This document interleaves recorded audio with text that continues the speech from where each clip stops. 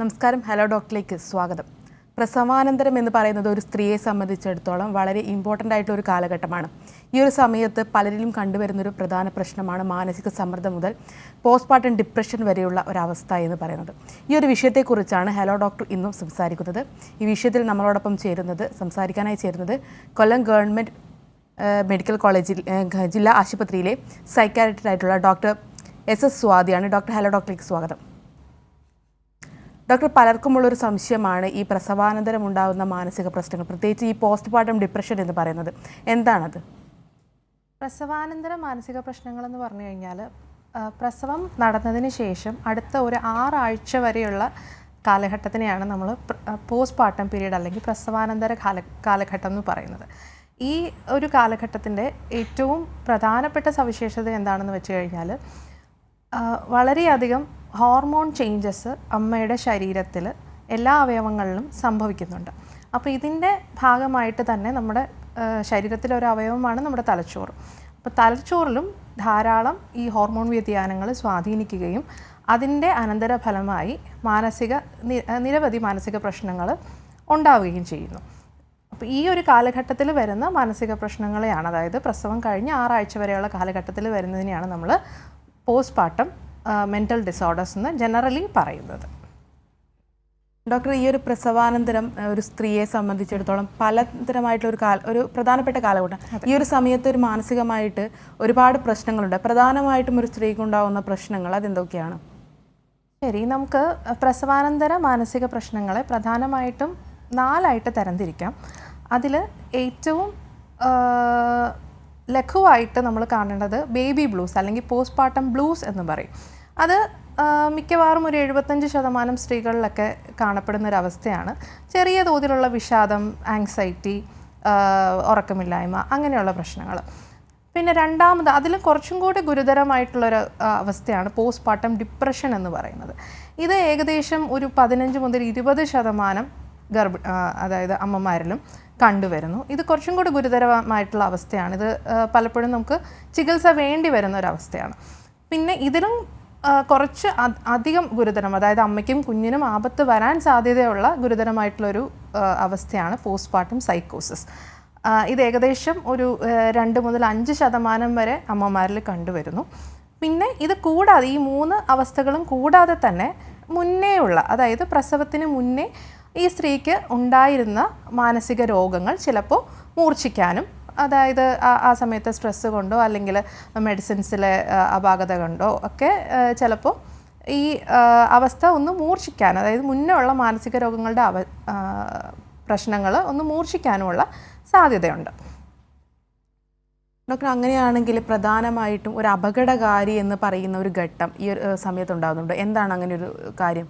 അതെ, ഇത് പറയുമ്പോൾ എനിക്ക് ഓർമ്മ വരുന്നത്, ഞാൻ കോഴിക്കോട് മെഡിക്കൽ കോളേജിലാണ് ഞാൻ എൻ്റെ സൈക്കാട്രിയിൽ ഉപരിപഠനം നടത്തിയത്. അപ്പോൾ ആ സമയത്ത് എനിക്ക് വന്ന ഒരു പേഷ്യൻ്റായിരുന്നു. വളരെ റെപ്യൂട്ടഡ് ഫാമിലിയാണ്. അച്ഛനും അമ്മയും സർക്കാർ ഉദ്യോഗസ്ഥരാണ്. ഒരു 40 വയസ്സ് കഴിഞ്ഞ സ്ത്രീയായിരുന്നു. അവർക്ക് ഒരു മകനുണ്ടായിരുന്നു. മകൻ 10ാം ക്ലാസ്സിൽ പഠിക്കുകയാണ്. ആക്സിഡൻ്റലി ഒരു പ്രഗ്നൻസി സംഭവിച്ചു. അതവർ ഫുൾ ടേം വരെ കൊണ്ടുപോയി. ഡെലിവറി കഴിഞ്ഞ സമയത്ത് ഈ സ്ത്രീക്ക് ഇതുപോലെ ഒരു പോസ്റ്റ്മോർട്ടം ഡിപ്രഷൻ, പിന്നെ അത് സൈക്കോസിസിലേക്ക് മാറുകയും ഇവർക്ക് ഒരുപാട് ഹാലൂസിനേഷൻസ് ഉണ്ടായി. ഹാലൂസിനേഷൻ അശരീരികൾ കേൾക്കാൻ തുടങ്ങി. കുഞ്ഞ് ജീവിച്ചിരിക്കില്ല, കുഞ്ഞിനെ കൊല്ലണം, കുഞ്ഞിന് അപകടമുണ്ടാകും. അങ്ങനെ വളരെ സങ്കീർണമായിട്ടൊരു മാനസികാവസ്ഥയിൽ ആ സ്ത്രീ എത്തുകയും അവർ ഈ കുഞ്ഞിനെയും കൊണ്ട് കിണറ്റിൽ ചാടി ആത്മഹത്യക്ക് ശ്രമിച്ചു. പക്ഷേ നിർഭാഗ്യവശാൽ കുഞ്ഞ് മരിച്ചു, സ്ത്രീ രക്ഷപ്പെടുകയും ചെയ്തു. അപ്പോൾ സ്വാഭാവികമായിട്ടും മർഡറിന് പോലീസ് കേസ് ഉണ്ടായി. അപ്പോൾ വളരെ റെപ്യൂട്ടഡായിട്ട് വളരെ നന്നായി നടന്നു പോയിക്കൊണ്ടിരുന്ന ഒരു ഫാമിലിയിലുണ്ടായൊരു ദുരന്തമാണ്. ഇത് ജസ്റ്റ് ബിക്കോസ് ആ പ്രസവാനന്തരമുണ്ടായ ആ ഒരു പ്രശ്നം നമ്മൾ തിരിച്ചറിഞ്ഞില്ല, അതിന് പ്രോപ്പറായിട്ടുള്ള ട്രീറ്റ്മെൻറ്റ് ആദ്യമായിട്ട് കിട്ടിയില്ല. അപ്പോൾ അത്രയും നമ്മൾ വളരെ ശ്രദ്ധിക്കേണ്ട ഒരു വിഷയമാണിത്. അതായത് കുഞ്ഞിനും അമ്മയ്ക്കും തന്നെ അപകടമായേക്കാം. ഡോക്ടർ, അങ്ങനെയാണെങ്കിൽ നമ്മൾ ഏതൊരു ഘട്ടത്തിലാണ് ഇവർ ശ്രദ്ധിക്കേണ്ടത് കൂടുതലായിട്ട്? എന്തെങ്കിലും ഒരു സിംറ്റംസ് കാണിക്കുമോ? അതെങ്ങനെയാണ്? അതെ, നമ്മൾ പ്രസവ അവസ്ഥ അല്ലെങ്കിൽ അമ്മയാവുന്ന ഒരു അവസ്ഥ എന്ന് പറഞ്ഞാൽ തന്നെ തീർച്ചയായിട്ടും അവർക്ക് മാനസികവും ശാരീരികവുമായി വളരെയധികം പിന്തുണ വേണ്ടി വരുന്ന ഒരു സമയമാണ്. അപ്പോൾ ഈ സമയത്ത് ഞാൻ പറഞ്ഞു ഒരു 75% സ്ത്രീകൾക്കെങ്കിലും പോസ്റ്റ്പാർട്ടം ബ്ലൂസ് എന്ന് പറഞ്ഞൊരു അവസ്ഥയുണ്ടാവും. അതായത് ഇത് സാധാരണയായിട്ട് പ്രസവം കഴിഞ്ഞ് ഒരു 1-2 ആഴ്ചയ്ക്കുള്ളിൽ, അതായത് 5-6 ദിവസത്തിനുള്ളിലൊക്കെ ഇത് അനുഭവപ്പെട്ട് തുടങ്ങും. അതായത് എനിക്ക് കുഞ്ഞിനെ നോക്കാൻ പറ്റില്ല, അല്ലെങ്കിൽ അകാരണമായിട്ട് വിഷമം. സന്തോഷിക്കേണ്ട സമയമാണ്, കുഞ്ഞ് ജനിച്ചു, അതിൻ്റെ സന്തോഷമൊക്കെ വരേണ്ട സമയമാണ്. പക്ഷേ അകാരണമായിട്ടുള്ള വിഷമം, കരച്ചിൽ, പെട്ടെന്ന് ദേഷ്യം വരിക, ഉറക്കമില്ലായ്മ. അപ്പോൾ ഇത്തരം അവസ്ഥകളൊക്കെ കാണുമ്പോഴത്തേക്കും നമ്മൾ അത് തീർച്ചയായിട്ടും അതിൻ്റേതായിട്ടുള്ളൊരു ഇമ്പോർട്ടൻസ് കൊടുക്കണം. സ്വാഭാവികമായിട്ടും കുഞ്ഞ് ജനിച്ച് കഴിയുമ്പോഴത്തേക്കും അറ്റൻഷൻ കൂടുതൽ, നമ്മുടെ ബന്ധുക്കളുടെയൊക്കെ ശ്രദ്ധ കൂടുതൽ കുഞ്ഞിലേക്ക് ഫോക്കസ്ഡ് ആവും. എന്നാലും അമ്മയ്ക്കും അതുപോലെ തന്നെ പ്രാധാന്യം, അമ്മയുടെ ഹെൽത്തിന് നമ്മൾ ഭക്ഷണം കൊടുക്കും, ബാക്കി കാര്യങ്ങളെല്ലാം നമ്മൾ അമ്മയുടെ പരിചരണത്തിൽ ഉൾപ്പെടുത്തും. പക്ഷേ ആ ഒരു മെൻ്റൽ സപ്പോർട്ട്, മാനസികമായുള്ള പിന്തുണ തീർച്ചയായിട്ടും അമ്മയ്ക്ക് കൊടുക്കേണ്ടതാണ്. അപ്പോൾ ഞാൻ പറഞ്ഞു വന്ന ലക്ഷണങ്ങൾ ഇതുപോലെ പെട്ടെന്ന് ഉണ്ടാകുന്ന മൂഡിലുള്ള ചേഞ്ചസ്, ഉറക്കമില്ലായ്മ, അങ്ങനെയുള്ള കാര്യങ്ങളൊക്കെ കണ്ടു വന്നു കഴിഞ്ഞാൽ തീർച്ചയായിട്ടും നിങ്ങൾ അതിനൊരു ശ്രദ്ധ കൊടുക്കണം. ഇനി ഈ പോസ്റ്റ്പാർട്ടം ബ്ലൂസ് എന്ന് പറഞ്ഞ അവസ്ഥ മിക്കവാറും 75% സ്ത്രീകൾക്കും കാണും. അതുപോലെ തന്നെ മാറുകയും ചെയ്യുന്നു. അതിന് പ്രത്യേകിച്ചൊരു ട്രീറ്റ്മെൻറ്റിൻ്റെ ആവശ്യമില്ല. ഫാമിലി സപ്പോർട്ടും ഒരു വേണ്ടി വന്നാൽ ഒരു കൗൺസിലിങ്ങും ഒക്കെ കൊടുക്കുമ്പോൾ ഇത് മാറി വരുന്നൊരവസ്ഥയാണ്. പക്ഷേ ഇത് 2 ആഴ്ചയിലധികം നീണ്ടു നിൽക്കുന്നു. പതുക്കെ ഇവർ സെൽഫ് കെയർ, അതായത് കുളിക്കുക, മാറ്റുക, കുഞ്ഞിനെ പരിചരിക്കുക, കുഞ്ഞിനെ മുലയൂട്ടുക, അങ്ങനെയുള്ള അവരിൽ നിന്ന് എക്സ്പെക്റ്റ് ചെയ്യുന്ന കാര്യങ്ങൾ അവർ ചെയ്യാതിരിക്കുക, അമ്മയ്ക്ക് തീരെ ഭക്ഷണത്തിലോ മറ്റു കാര്യങ്ങളിലോ തീരെ താല്പര്യം കുറയുക, നിരന്തരമായിട്ട് ഈ വിഷാദം നീണ്ടു നിൽക്കുക, അതിൻ്റെ ഒപ്പം തന്നെ ഡെല്യൂഷൻസ്, അതായത് കുഞ്ഞിനെ എന്തെങ്കിലും അസുഖമുണ്ട്, അല്ലെങ്കിൽ കുഞ്ഞിന് മരിച്ചു പോവും, അല്ലെങ്കിൽ കുഞ്ഞിനെ ആരെങ്കിലും തട്ടിക്കൊണ്ടു പോവും, കുഞ്ഞിനെ മറ്റാരെങ്കിലും ഹാം ചെയ്യും, അല്ലെങ്കിൽ അമ്മയ്ക്ക് തന്നെ കുഞ്ഞിനോട് ദേഷ്യം തോന്നുക, കുഞ്ഞിനെ കൊല്ലാൻ തോന്നുക, അങ്ങനെയുള്ള ചിന്തകൾ ചിലപ്പോൾ ഈ സ്ത്രീക്ക് അനുഭവപ്പെട്ടെന്നിരിക്കാം. അത് കൂടാതെ അശരീരി കേൾക്കുക, ചിലപ്പം ഒറ്റയ്ക്കിരുന്ന് ഈ അമ്മ പിറുപിറുക്കുന്നതായിട്ട് ബാക്കിയുള്ളവർക്ക് തോന്നുക, അല്ലെങ്കിൽ അശരീരി കേൾക്കുന്നതായിട്ട് അമ്മ തന്നെ പറയുക, കുഞ്ഞിനെ കൊല്ലൂ, അല്ലെങ്കിൽ കുഞ്ഞിനെ നിങ്ങൾ പോയി മരിക്കൂ, ആത്മഹത്യ ചെയ്യൂ എന്ന് പറഞ്ഞ് അശരീരികൾ കേൾക്കുക, അല്ലെങ്കിൽ വിഷ്വൽ ഹാലൂസിനേഷൻ, അതായത് പ്രേതങ്ങളെ കാണുക, അല്ലെങ്കിൽ അങ്ങനെയുള്ള വിഷ്വലി അവർക്ക് ഇല്ലാത്ത കാര്യങ്ങൾ കാണുക, കേൾക്കുക തുടങ്ങിയ അവസ്ഥകളൊക്കെ തോന്നുക. അപ്പോൾ ഇത്തരം ലക്ഷണങ്ങൾ എന്തെങ്കിലും ശ്രദ്ധയിൽപ്പെട്ട് കഴിഞ്ഞാൽ ഒരു സമയവും വൈകിപ്പിക്കാതെ തീർച്ചയായിട്ടും ഒരു മാനസിക രോഗ വിദഗ്ധൻ്റെ അടുത്ത് അമ്മയെ എത്തിക്കേണ്ടതാണ്. ഡോക്ടർ, ഈ ഒരു പ്രസവാനന്തരം എന്ന് പറയുന്നത് ഒരു സ്ത്രീക്ക് ഉറക്കക്കുറവ്, അത് വളരെ ഇമ്പോർട്ടൻ്റ് ആയിട്ടുള്ള കാര്യമാണ്. ഈ ഉറക്കക്കുറവ് ഉണ്ടാവുന്നു. അപ്പോൾ ഈ ഒരു അറ്റൻഷൻ സീക്കിങ് പോലെ തന്നെ ഇമ്പോർട്ടൻ്റ് അല്ലേ ഈ ഉറക്കക്കുറവ്? അത് ഈ ഒരു ഘട്ടത്തിലേക്ക്, ഒരു വിഷാദത്തിലേക്കും ഒരു സൈക്കിക് അവസ്ഥയിലേക്കൊക്കെ കാരണമാകുന്നുണ്ടോ? ഉറക്കം തീർച്ചയായിട്ടും ഏതൊരു മനുഷ്യനും അവരുടെ തലച്ചോറിൻ്റെ നോർമൽ പ്രവർത്തനത്തിന് 8 മണിക്കൂർ, 6 മുതൽ 8 മണിക്കൂർ ഉറക്കം വളരെ അത്യാവശ്യമാണ്. അത് അമ്മയ്ക്ക് പ്രത്യേകിച്ച് ഉറക്കം കുറവ് മതിയെന്ന് വ്യത്യാസമൊന്നുമില്ല. അമ്മയ്ക്കും ഒരു 8 മണിക്കൂർ ദിവസം ഉറക്കം തീർച്ചയായിട്ടും വേണ്ടതാണ്. അപ്പോൾ നമ്മൾ ആലോചിക്കുമ്പോൾ കുഞ്ഞ് ജനിച്ചു കഴിഞ്ഞാൽ ഉടനെ കുഞ്ഞിനെ 2 മണിക്കൂർ അല്ലെങ്കിൽ 3 മണിക്കൂർ കൂടുമ്പോഴത്തേക്കും കുഞ്ഞിന് മുലയൂട്ടണം. അപ്പോൾ എന്ത് ചെയ്യും ഈ അമ്മ? ചെയ്യാൻ പറ്റുന്ന കാര്യം, ഒന്ന്, ഇത്തരം മാനസിക സംഘർഷങ്ങൾ അനുഭവിക്കുന്ന ആൾക്കാർക്ക്, എല്ലാവർക്കും പ്രശ്നം കാണണമെന്നില്ല, അനുഭവിക്കുന്ന ആൾക്കാർ ഒന്ന് മുലപ്പാൽ പിഴിഞ്ഞ് വെക്കുക, എക്സ്പ്രസ് ചെയ്ത് വെക്കുക. മറ്റ് ആരെങ്കിലും കുഞ്ഞിനെ ടേക്ക് കെയർ ചെയ്യാനുണ്ടെങ്കിൽ അമ്മയോ അല്ലെങ്കിൽ കുഞ്ഞിൻ്റെ അച്ഛനോ ആർക്ക് വേണമെങ്കിലും ഇതൊരു ബോട്ടിലോ അല്ലെങ്കിൽ എങ്ങനെയെങ്കിലും എക്സ്പ്രസ് ചെയ്ത് മുലപ്പാൽ കുഞ്ഞിന് കൊടുക്കാം. അപ്പോൾ ആ 2 മണിക്കൂർ കൂടെ എണീക്കേണ്ട ആ ഒരു അവസ്ഥ ചിലപ്പോൾ അമ്മയ്ക്ക് വരുന്നില്ല. അമ്മയ്ക്ക് കുറച്ചും കൂടെ നീണ്ട ഒരു നിദ്ര കിട്ടും. ഒരു 4 മണിക്കൂറൊക്കെ കണ്ടിന്യൂസ് ആയിട്ട് ചിലപ്പം ഉറങ്ങാൻ പറ്റിയെന്നിരിക്കാം.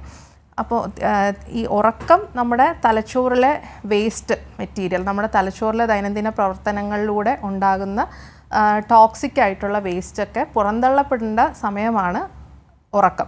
അപ്പോൾ ഉറക്കം തീർച്ചയായിട്ടും അമ്മയുടെ കാര്യത്തിൽ വളരെ പ്രധാനമാണ്. ഉറക്കക്കുറവും ഈ നമുക്ക് മാനസിക പ്രശ്നങ്ങൾ ഉണ്ടാവാൻ സാധ്യതയുള്ള വ്യക്തികളാണെന്നുണ്ടെങ്കിൽ ഉറക്കക്കുറവും കൂടെ വരുമ്പോഴത്തേക്കും അത് അവർ കൂടുതൽ മാനസിക പ്രശ്നങ്ങളിലേക്ക് നയിക്കുകയും ചിലപ്പോൾ ഉള്ള പ്രശ്നങ്ങൾ ഗുരുതരമാവാൻ സാധ്യതയുമുണ്ട്.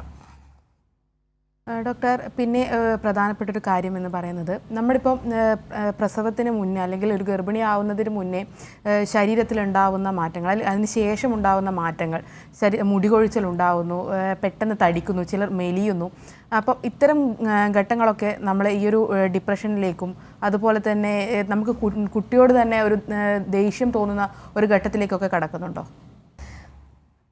നമ്മൾ ഈ പോസ്റ്റ്പാർട്ടം ഡിപ്രഷൻ അല്ലെങ്കിൽ സൈക്കോസിസ് എന്നുള്ള അവസ്ഥ വരുന്നതിന് പല കാരണങ്ങളുണ്ട്. അതിൽ നമുക്ക് 3ആയിട്ട് തരംതിരിക്കാം. അതായത് ബയോ സൈക്കോ സോഷ്യൽ ഫാക്ടേഴ്സ് എന്ന് നമ്മൾ പറയും.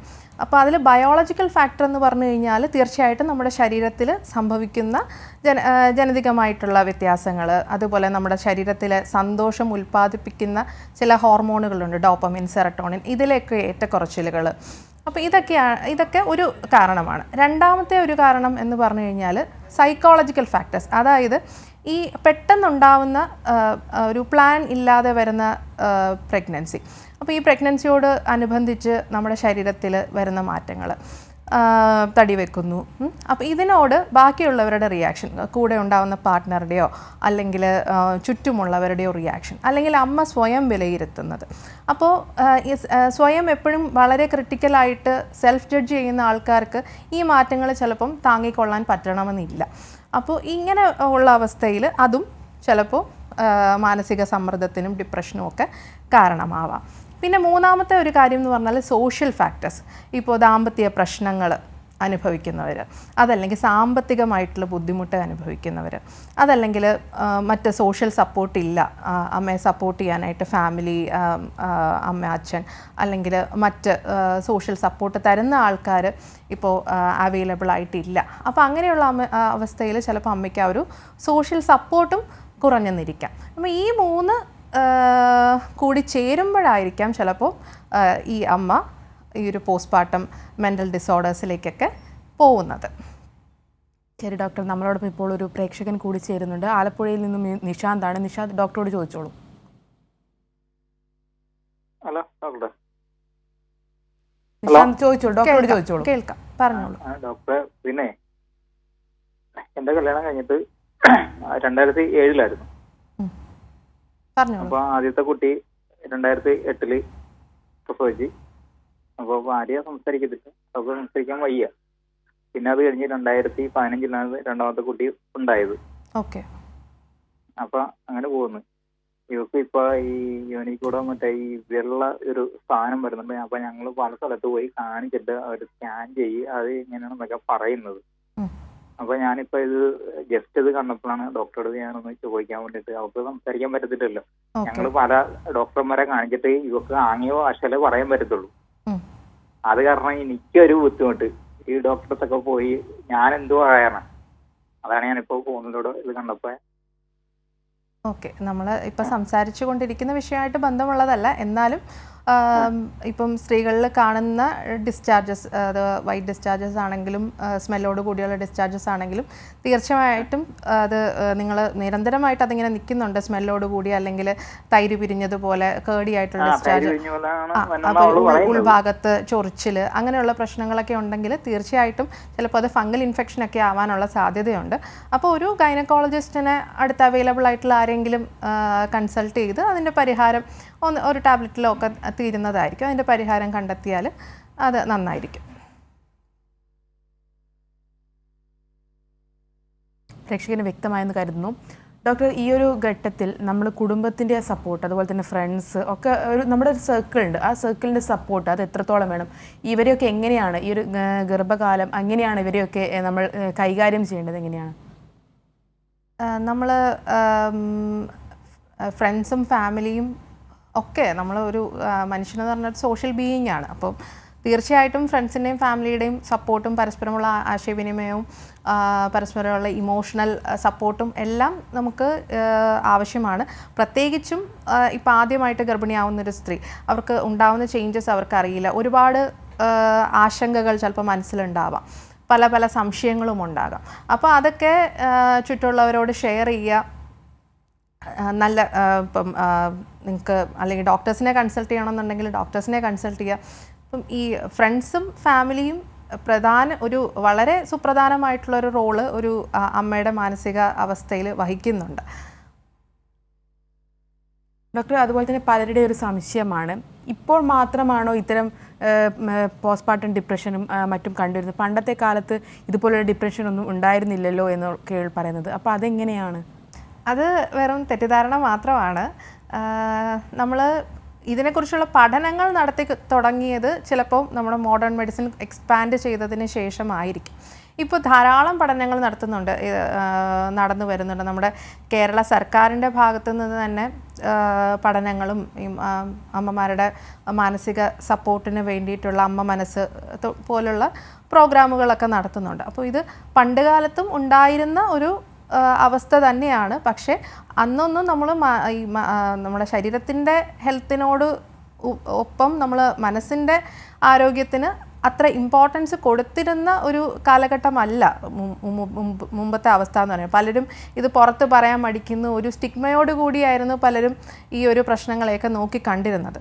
അപ്പോൾ ഇതിനെക്കുറിച്ച് കൂടുതൽ പഠനങ്ങൾ നടന്നതുകൊണ്ടും ഒക്കെയാണ് ഇത് കൂടുതൽ നമ്മളിപ്പം ഇതിനെപ്പറ്റി സംസാരിക്കുന്നതും ഇത് ഇത്രത്തോളം ഒരു പ്രശ്നമായിട്ടുണ്ട് എന്ന് നമ്മൾ അറിയുന്നത്. ഡോക്ടർ, അതുപോലെ തന്നെ ഇപ്പോൾ ആദ്യ പ്രസവത്തിൽ ഒരു സ്ത്രീക്ക് ഇപ്പോൾ ഈ ഒരു ഡിപ്രഷൻ വരുന്നു, പോസ്റ്റ്മോർട്ടം ഡിപ്രഷൻ വരുന്നു, വിഷാദം ഉണ്ടാവുന്നു, അത്തരം മാനസിക ബുദ്ധിമുട്ടുകളൊക്കെ കൈകാര്യം ചെയ്തിട്ട് രണ്ടാമത്തെ പ്രസവത്തിലേക്ക് പോകുന്നു. അപ്പോൾ ആ ഒരു സമയത്തും ഇതേ പ്രശ്നങ്ങൾ ഉണ്ടാവുന്നുണ്ടോ? അതെങ്ങനെയാണ്? ഇത് നമ്മൾ ശരിക്കും പഠനങ്ങൾ പറയുന്നത് ആദ്യ പ്രസവത്തിലല്ല, തുടർന്നുള്ള പ്രസവങ്ങളിലാണ് ഈ പോസ്റ്റ്മോർട്ടം ഡിപ്രഷൻ പോലുള്ള അവസ്ഥകൾ വരാനുള്ള സാധ്യത കൂടുതൽ. അതിനൊരു കാരണമായിട്ട് അവർ പറയുന്നത് ചിലപ്പോൾ അധികമായി സ്ത്രീക്ക് വരുന്ന ഒരു കുഞ്ഞുണ്ട്, അപ്പം അധികമായി വരുന്ന റെസ്പോൺസിബിലിറ്റിയുടെ ഒക്കെ ഭാഗമായിട്ടായിരിക്കാം. എന്നിരുന്നാൽ തന്നെയും നമുക്ക് പോസ്റ്റ്മോർട്ടം ഡിപ്രഷൻ അല്ലെങ്കിൽ പോസ്റ്റ്മോർട്ടം സൈക്കോസിസ് എന്നുള്ള അവസ്ഥകൾ തുടർന്നുള്ള പ്രഗ്നൻസിയിലും കാണപ്പെടാനുള്ള സാധ്യതയുണ്ട്. അപ്പോൾ നമുക്കതിൻ്റെ അവസ്ഥ മനസ്സിലായി കഴിഞ്ഞാൽ തീർച്ചയായിട്ടും നമ്മൾ ഉടനെ തന്നെ ലക്ഷണങ്ങൾ തുടങ്ങുന്ന ഉടനെ തന്നെ നമ്മൾ നിങ്ങൾ കാണിക്കുന്ന ഗൈനക്കോളജിസ്റ്റിനെ ഓട് പറയുകയോ, അല്ലെങ്കിൽ ഗൈനക്കോളജിസ്റ്റ് ആയിരിക്കും ചിലപ്പം എളുപ്പത്തിൽ അവൈലബിൾ ആയിട്ടുള്ളത്. ഇപ്പം ഫോളോ അപ്പിനൊക്കെ പ്രസവത്തിന് ശേഷമുള്ള ഫോളോ അപ്പിനൊക്കെ പോകുമ്പം ഗൈനക്കോളജിസ്റ്റ് ആയിരിക്കും ചിലപ്പോൾ ആദ്യം കാണുന്നത്. അപ്പോൾ കാണുന്ന ഗൈനക്കോളജിസ്റ്റിനോട് പറയുകയോ ഒരു സൈക്കാട്രിസ്റ്റിൻ്റെ ഹെൽപ്പ് എടുക്കുകയോ ചെയ്യണം. പിന്നെ ഇത് തുടർന്നുള്ള പ്രസവത്തിൽ മാത്രമല്ല, നമുക്കിപ്പോൾ ഒരു പോസ്റ്റ്മോർട്ടം സൈക്കോസിസ് എന്നുള്ളൊരവസ്ഥ ശരിക്കും ചിലപ്പോൾ ഇവർക്ക് മറ്റ് ബൈപ്പോളാർ ഡിസോർഡറോ അല്ലെങ്കിൽ ഒരു ഡിപ്രഷൻ എന്നുള്ളൊരവസ്ഥയിലേക്ക് പ്രാരംഭ ലക്ഷണമാവും. അത് ഈ പ്രഗ്നൻസിയിലെ ഹോർമോൺ മാറ്റങ്ങൾ കാരണം ചിലപ്പോൾ ഇത് പുറത്ത് പ്രകടമായി വരുന്നതുമാവും. ഇപ്പോൾ ഇവർക്ക് ചിലപ്പം 1-2 കൊല്ലം കഴിയുമ്പോഴത്തേക്കും അടുത്തൊരു എപ്പിസോഡ് വരാനുള്ള സാധ്യത ഉണ്ടെന്നാണ് പഠനങ്ങൾ പറയുന്നത്. അതുപോലെ തന്നെ ഒരു പ്രഗ്നൻ്റ് ആയിട്ടുള്ളൊരു സ്ത്രീയെ സംബന്ധിച്ചിടത്തോളം അല്ലെങ്കിൽ ഒരു കുട്ടിയുടെ അമ്മയെ സംബന്ധിച്ചിടത്തോളം അവരുടെ പാർട്ട്ണർ കൂടെ ഉണ്ടാവുക എന്ന് പറയുന്നത് വലിയൊരു കാര്യമാണ്. അപ്പോൾ അവരുടെ ഒരു പിന്തുണ അതൊക്കെ എങ്ങനെയായിരിക്കണം ഇവരെ ട്രീറ്റ് ചെയ്യേണ്ടത്? നമ്മുടെ പാർട്ട്ണറിൻ്റെ പിന്തുണ വളരെ അധികം പ്രാധാന്യമുള്ള ഒരു കാര്യമാണ് മാനസിക സപ്പോർട്ടിനൊക്കെ ആയിട്ട്. അതുകൊണ്ടാണ് നമുക്കിപ്പം മെറ്റേണിറ്റി ലീവ് കൂടാതെ അച്ഛന്മാരാകുന്നവർക്ക് പാറ്റേണിറ്റി ലീവും കൂടെ നമുക്ക് സർക്കാർ അനുവദിച്ചിട്ടുള്ളത്. അപ്പോൾ അത് പാർട്ട്ണറുടെ പിന്തുണ വളരെ പ്രധാനമാണ്, പ്രത്യേകിച്ചും പ്രസവം കഴിഞ്ഞ് ആദ്യ നാളുകളിൽ. അപ്പോൾ തീർച്ചയായിട്ടും പാർട്ട്ണർ ശ്രദ്ധിക്കേണ്ട ഒരു കാര്യം എന്ന് പറഞ്ഞു കഴിഞ്ഞാൽ ഇവരെ കേൾക്കുക. എന്താണ് ഇവർക്ക് പറയാനുള്ളത്? വിഷമം, എന്തെങ്കിലും ഇപ്പം ഭക്ഷണമോ കാര്യങ്ങളോ ഒക്കെ വേണമെന്ന് ബാക്കി എല്ലാവരും ശ്രദ്ധിക്കും. അപ്പോൾ ഇവർക്ക് എന്തെങ്കിലും വിഷമമുണ്ടോ, എന്തുകൊണ്ടാണ് നീ സംസാരിക്കാതിരിക്കുന്നത്, എന്തുകൊണ്ടാണ് മൂഡ് ഓഫ് ആയിട്ടിരിക്കുന്നത്? അപ്പം ഇങ്ങനെ ജസ്റ്റ് നമ്മളൊന്ന് ജഡ്ജ് ചെയ്യാതെ ഒരു എംപത്തറ്റിക് ആയിട്ട് ഇവരെ ഒന്ന് കേൾക്കുക. അതാണ് ഒരു പാർട്ട്ണറിന് ചെയ്യാൻ പറ്റുന്ന ഏറ്റവും നല്ല കാര്യം. പിന്നെ taking responsibility or taking roles. ഇപ്പോൾ കുഞ്ഞിൻ്റെ കാര്യങ്ങൾ ചെയ്യുന്നതിൽ, കുഞ്ഞിനെ വൃത്തിയാക്കുന്നതിലോ അല്ലെങ്കിൽ കുഞ്ഞിനെ ഫീഡ് ചെയ്യുന്നതിലോ ഒക്കെ പാർട്ട്ണറിനും ഒരു റോളുണ്ട്. അപ്പോൾ അത് അവരുടെയും കൂടി റെസ്പോൺസിബിലിറ്റി ആയിട്ട് കണ്ട് അവർ ഈ ജോലികളിൽ, അതായത് അമ്മയുടെ ജോലികളിലൊക്കെ ഒരു ഭാഗമാവാൻ ശ്രമിക്കുക. അപ്പോൾ ഇത്തരം കാര്യങ്ങൾ ചെയ്യുമ്പോഴത്തേക്കും തീർച്ചയായിട്ടും നിങ്ങൾക്ക് നിങ്ങളുടെ പാർട്ട്ണറിനെ മെൻ്റലി സപ്പോർട്ട് ചെയ്യാൻ പറ്റും. ഡോക്ടർ, നമ്മളോടൊപ്പം ഇപ്പോൾ ഒരു പ്രേക്ഷകൻ കൂടി ചേരുന്നുണ്ട്. ബാംഗ്ലൂരിൽ നിന്നും ദീപക് ആണ്. ദീപക്, ഡോക്ടറോട് ചോദിച്ചോളൂ.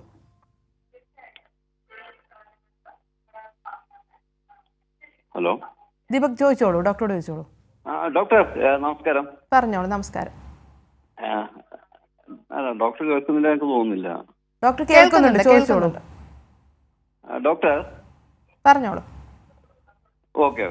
See, now you are telling about psychiatric other things actually. എൻ്റെ അമ്മ രണ്ട് മക്കളെ പ്രസവിച്ചിട്ടുണ്ടായിരുന്നു. അമ്മക്ക് ഇങ്ങനത്തെ ഒരു സൈക്കാട്രിക് ഇഷ്യൂ ഉണ്ടായിട്ടില്ല. ശരി. ഓക്കെ.